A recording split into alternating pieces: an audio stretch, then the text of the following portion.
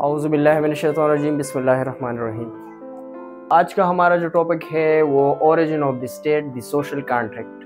تو آج ہم پڑھیں گے، جانیں گے، سمجھیں گے، سیکھیں گے اوریجن آف اسٹیٹ کے بارے میں، اور اوریجن آف اسٹیٹ کے لحاظ سے جو تھیوری ہے دی سوشل کانٹریکٹ تھیوری، ہم یہ سیکھیں گے کہ سوشل کانٹریکٹ تھیوری میں کیا ہے، اس کے ازمپشنز، اس کے مین جو پروپوننٹ ہے، جو تھیوکرسٹ ہے، جو پڑھنے لکھنے سمجھنے والے لوگ ہیں، انہوں نے اس کے بارے میں کیا بتایا ہے۔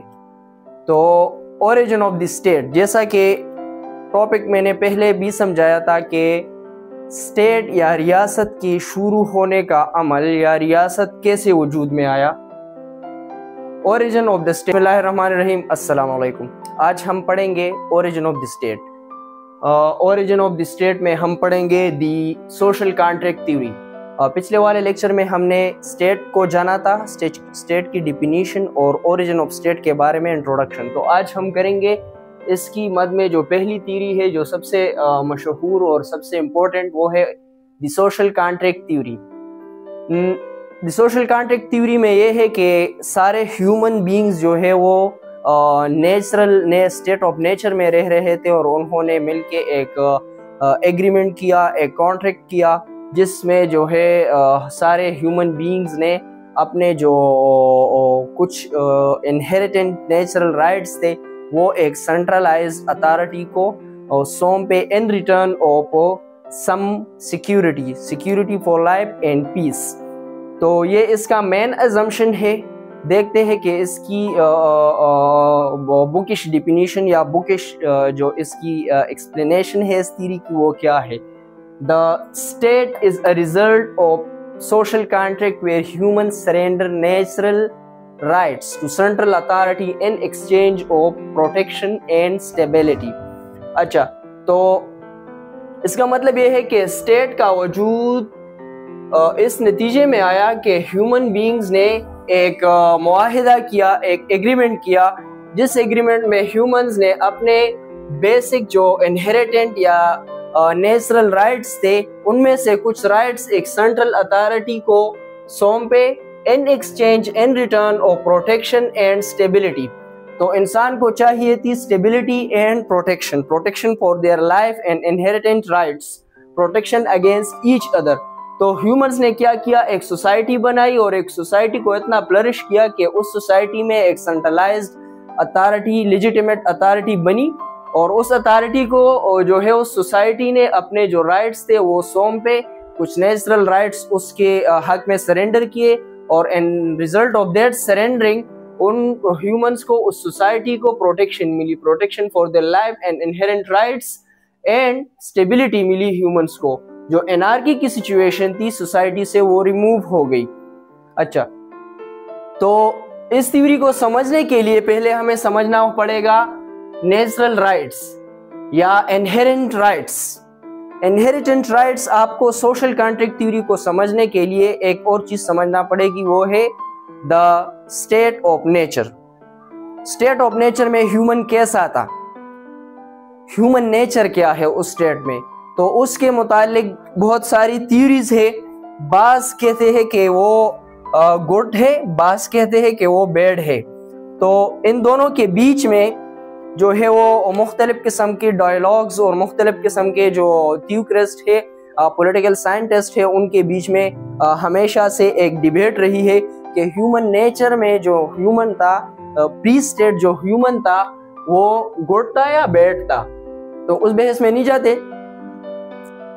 یہاں پر ہم کریں گے کہ انہیرنٹ رائٹس کیا تھے، وہ کیا حقوق تھے جو ہیومنز نے سرنڈر کیے، اور وہ کیا پروٹیکشن تھی جو اسٹیٹ نے آفر کی۔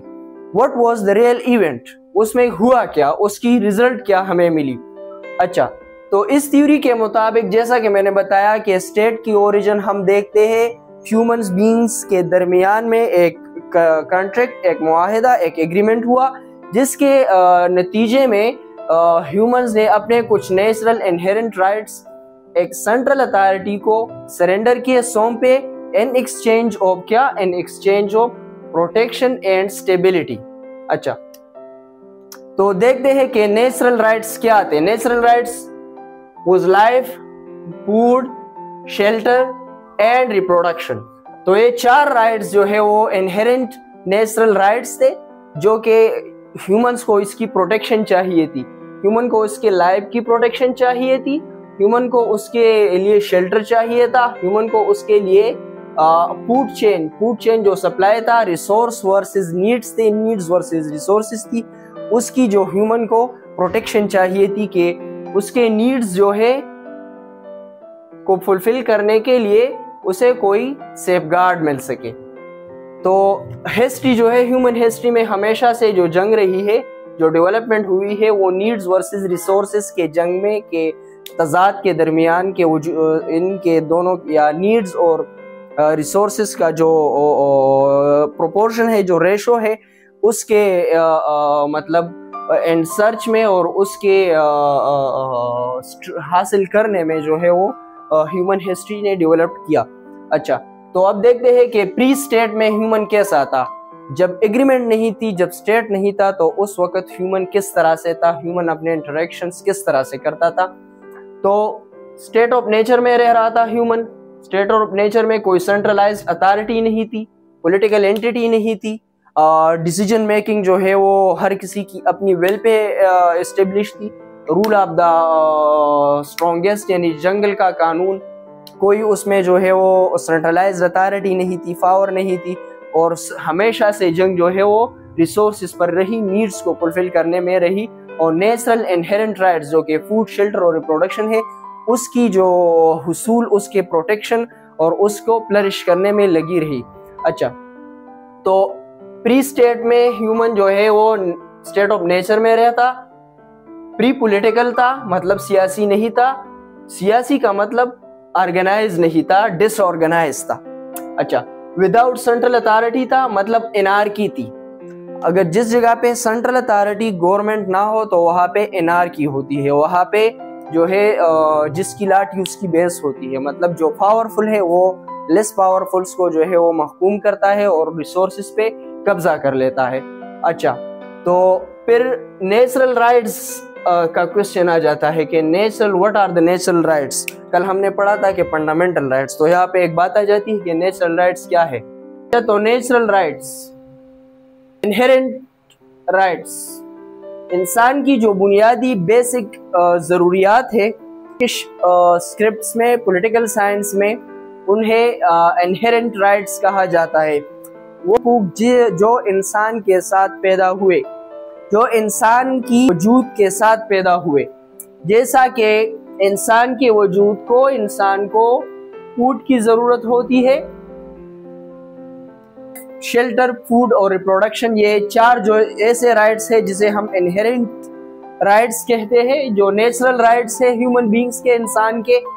اچھا، اب نیچرل رائٹس اور یہ فنڈامنٹل رائٹس، ان دونوں میں فرق یہ ہے کہ انسان جب پری اسٹیٹ میں تھا، انسان جب اسٹیٹ آف نیچر میں تھا، انسان جب ایک آرگنائز کمیونٹی میں نہیں تھا اور نیچر میں رہ رہا تھا، تو وہاں پہ انسان کو صرف اس کی زندگی، اس کی خوراک، اس کے رہنے سہنے کی جگہ، یعنی قدرتی آفات سے، یعنی کہ ٹھنڈا، گرم یا کوئی سیلاب آ گیا یا کوئی اور نیچرل کیٹاسٹروفیز، ان سے بچنے کے لیے شیلٹر اور ریپروڈکشن جو کہ 6 نیڈز تھی، یہ انسان کی یہ نیچرل نیڈ ضروریات تھی.